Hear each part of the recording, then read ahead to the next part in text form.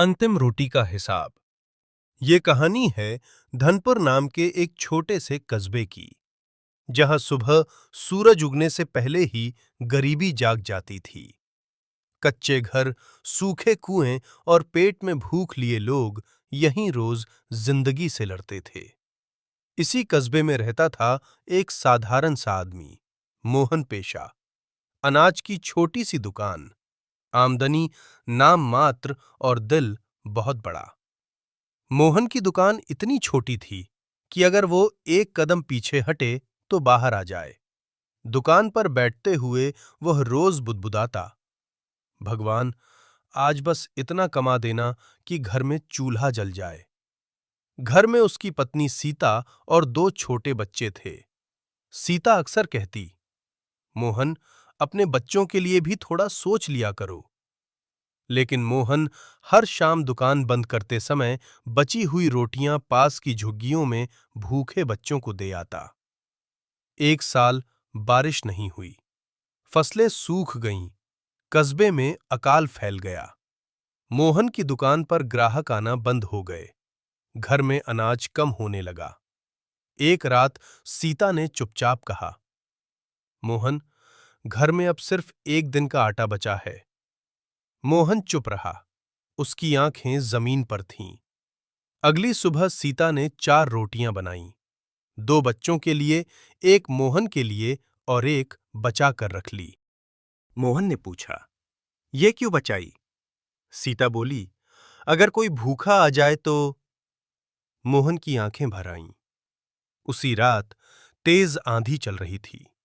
दरवाजे पर दस्तक हुई। मोहन ने दरवाजा खोला।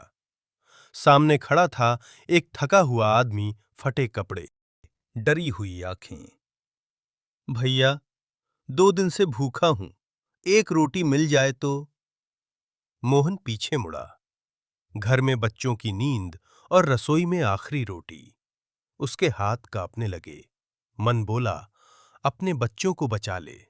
दिल बोला, अगर आज इसे नहीं खिलाया तो शायद ये सुबह न देख पाए।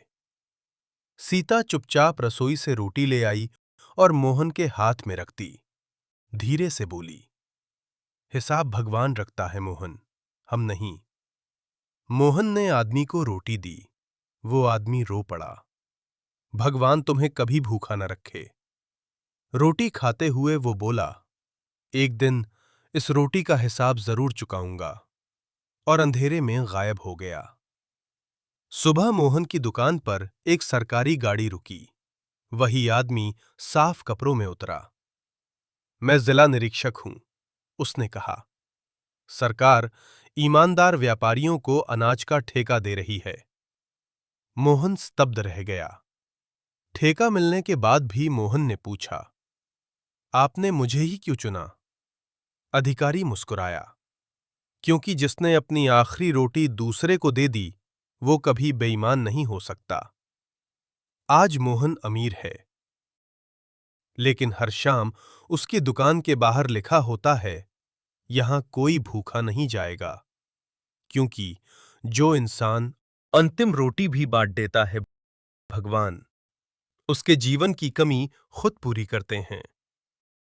पैसा भगवान नहीं बनाता, लेकिन इंसानियत इंसान को भगवान से मिला देती है।